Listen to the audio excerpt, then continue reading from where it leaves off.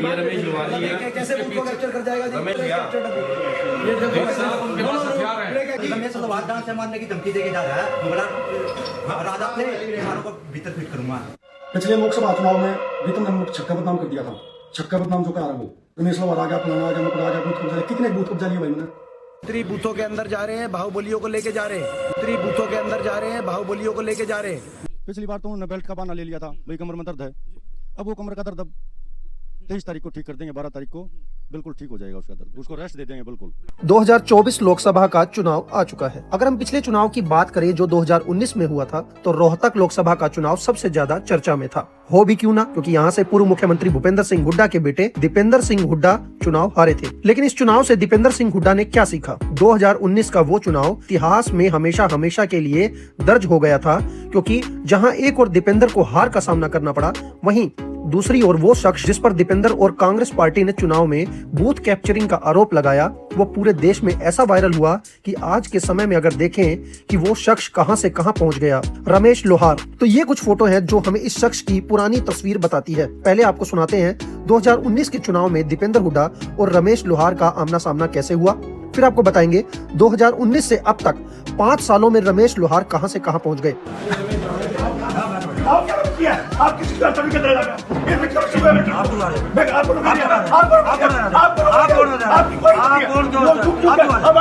बात चलिए। मुझे पता लगा कि मनीष ग्रोवर 10 गाड़ियों को लेके साथ में मिसक्रेंट और बदमाशों को बीच में बिठा के, और एक बोर का कोई लोहार नाम का आदमी है, उसको भी अपनी गाड़ी में बिठा के सभी बूथों पे जाता है, सभी बूथों के अंदर करता है, वहाँ पर इंटिमिडेट करता है, जो वहाँ पर पोलिंग अफसर है उनको धमाता है और लोगों को भी वहाँ पर कुछ धमकाने की कोशिश करता है। मैं अपने चुनाव कार्यालय में बैठा था, वहाँ मुझे शिकायत आई कि विश्वकर्मा स्कूल के साथ 143-44 ऐसे को बूथ नंबर है, वो अपना विश्वकर्मा स्कूल के साथ, उस स्कूल के बाहर वहाँ बीबी बत्रा, जो विराज बल्ले और उसके साथ 20 लोग अंदर बूथों में घुसे हुए थे। मैं वहाँ गया और वहाँ मेरी गर्मा आ गई, तो उसके बाद हमने उनको निकाला। अब वो हार हताश में वो अपने ये आरोप लगा रहे हैं, इसलिए आज उनकी गाड़ियाँ बिना परमिशन से बीबी बत्रा की और जो की और उनके बल्ले की क्रिमिनल टाइप का आदमी है और उसके साथ वहाँ घूम रहे थे। जब मैंने वहाँ रोका तब उसके बाद हम उनको बाहर निकाला। कैसे हो बताइए? वो क्यों कार्रवाई नहीं हो रही? ऐसे अलाउड है क्या? रमेश लोहार कैसे हो गया? एक साथ उनके पास हथियार है। इस बात में कोई शक नहीं कि इन 5 सालों में रमेश लोहार का प्रमोशन भारतीय जनता पार्टी में इस तरीके से होता गया मानो उनके पीछे कोई बहुत बड़ी ताकत हो।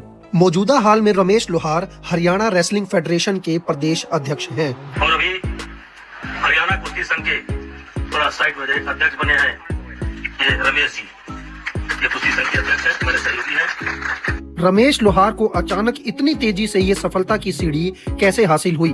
क्या 2019 में दीपेंद्र सिंह हुड्डा की हार का तोहफा समझा जाए, या फिर सच में रमेश लोहार समाज सेवा के क्षेत्र में अपनी मेहनत के बलबूते आगे बढ़कर भारतीय जनता पार्टी के लिए काम करना चाहते हैं? ये फैसला जनता को करना है। 5 सालों में रमेश लोहार कहां पहुंच गए, इसका अंदाजा भी नहीं लगाया जा सकता। हर वो मंच जहां दीपेंद्र हुड्डा को बुलाया जाता है, अब रमेश लोहार भी दिखने लगे हैं, फिर चाहे वो कोई पंचायत हो, बैठक हो या सामाजिक कार्यक्रम। रमेश लोहार के ऊपर हिस्ट्री शीटर होने के कमेंट कसीदे गए तो उन्होंने लाइव आकर इसका जवाब भी दिया और चेतावनी भी। एक प्रकरण चल रहा है और कल भी मेरे पास फोटो आए थे। उन फोटो में कह रखी है कि भाई ये हिस्ट्री शीटर रमेश लोहार। तो मैं साथियों ने बताना चाहूँ, कांग्रेसिया ने खासकर सुन लियो ये बात भाई। पहले तुमने मेरी खूब कही है रमेश लोहार ने नेशनल फलाना टकरा मुकरा, ये मैं अपने समाज का प्रधान एक चौकीदार बन रहा हूँ। अब बर्दाश्त होगी भाई सारी चीज। ये दिखाता हूं मैं कि लिखा है ये कांग्रेसी भाई, ये देखो इसमें दीपेंद्र का फोटो लग रहा है ये भाई पे, जो विकास की है देखियो, ये फोटो लाद के स्क्रीन शॉट, ये देखो ये अच्छे हरकत आगे। पहले तुमने क्यों भी कही भाई, देखो पढ़ लियो, पहले तुमने क्यों भी कही भाई, ये बर्दाश्त होना करा। पिछले लोकसभा चुनाव में विक्रम ने मुझे छक्का बदनाम कर दिया था। छक्का बदनाम जो कह रहा है वो विधानसभा चुनाव में इतना बदनाम कर दिया कि मेरा घर करना मुश्किल कर दिया जी। फिर रमेश दिखा उड़े, रमेश लोहार आ गया, फलाना आ गया, मुकड़ा आ गया, बूथ कब्जा लिया। कितने बूथ कब्जा लिए भाई मैंने? कौन सा बड़ा गैंगस्टर हूं भाई मैं? 2013 के बाद मेरे को मुकदमा बताओ कोई। और 2008 तक चालू हुए थे, 2013 तक मुकदमे लगी मेरे पे, वो भी आप कांग्रेस की सरकार में, आप लोगों की सरकार में। ऐसा कोई आदमी देखा है कि पहले तो बड़ी आदमी हो और फिर तारी सरकार आती है एकदम खराब हो जाए, फिर तारी सरकार जाती है फिर एकदम ठीक हो जाए। जो आज मेरे वार्ता गैंगस्टर तुम देख लगे रहो ना, वह थारी देन है।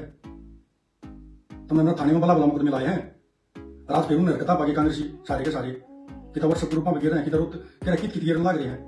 एक गैंगस्टर ने कराया घोषणा का स्वागत, वो रमेश ने कोना कराया था, वो हरियाणा कुश्ती संघ के वरिष्ठ प्रधान ने स्वागत कराया था, उसका एक सांसद का स्वागत कराया था हमने।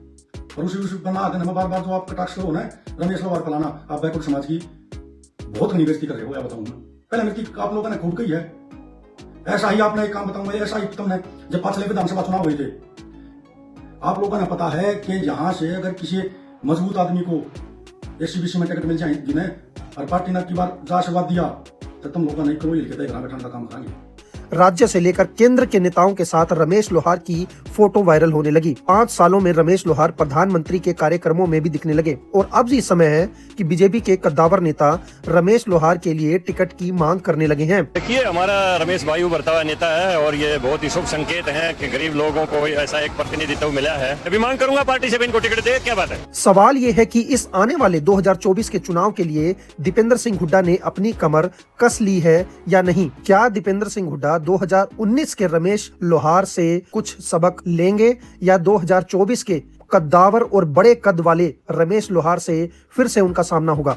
वहीं बीजेपी की तरफ से अगर रमेश लोहार की इस चुनाव में ड्यूटी लगाई जाती है तो 2024 के इस चुनाव में क्या रोल रहेगा। क्या रमेश लोहार पिछला इतिहास छोड़कर सच में समाज सेवा ही करने राजनीति में आए हैं। अब सवालों के जवाब देखिए इस वीडियो में।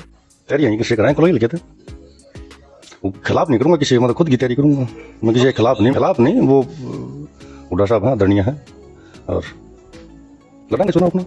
लोगों की सहायता करना, गरीब के बच्चे न पढ़ाना या भाई गरीब की बेटी की शादी में, देश को स्वस्थ रखने में। अब कई आदमी ऐसे हैं जो वृक्ष लगाओ, पेड़ लगाओ हैं, एक सीजन पर कई लाख लगाते हैं, वो भी देश सेवा है। रमेश भी एक कार्यकर्ता है, एक बेटा है, एक भाई है, एक साथी है। धरातल पर जो आदमी काम करेगा वो टकेगा और हम धरातल पर काम कर रहे हैं। जहां मेरी ड्यूटी लगती है वहां मैं पूर्णतः अपना निष्ठा से काम करूँ और ड्यूटी नहीं भी लगती वहां भी मैं अपना पूरा करते हुए निभाऊं। मनीष जी मेरे पिता तुल्य हैं। पहली बात बता दूं, मैं मेरे को इस नई जिंदगी में लाने वाले मनीष कुमार गरोर ही हैं भाई। छोट भाई मैंने 2018 में त्याग दिया था जब बीजेपी का चुनाव लड़ाना। मनीष जी मैंने राजनीति में लेकर आए थे, आपने मनीष जी के बारे में पूछा। वो एक तरह से मेरे राजनीतिक गुरु भी मान ली। जो आदमी रमेश बदमाश गैंगस्टर कह करना है, उससे थोड़ा कन्ना काट लिया करते, वो आदमी आंगली पकड़ कर मैं राजनीति में ले गया है। उस दिन के बाद गुस्सा उठना ही बंद हो गया। अपने खूब पढ़े लिखे हैं और किताबें तो बहुत प्यार है मैंने, और मैं अक्सर 2-3 घंटे पक्का पढ़ता हूँ। एक दबे कुचले समाज तक गरीब परिवार तक जन्म लेकर न हमारे तीन पहुँचे हैं तो और चीज़ तो शिक्षा लेनी पड़ा है। भला गरीब पैदा तो हो गए, गरीब मरांगे नहीं। एक नेक नीति पर चले जाओ, किसी के झूठे कार्य मत करो भाई, अपने सिद्धांतों पर रहो, 100% कामयाब हो गए। ये दिन सिद्धांत खत्म कर दिया ना, मेरी एक सोच है, जिस आदमी के सिद्धांत नहीं हो मेरे लिए मर्या हो रहा है। जो सिद्धांत नहीं उस आदमी के वो जीवित कहाँ है, और जिसके सिद्धांत हो कामयाबी होगा पक्का।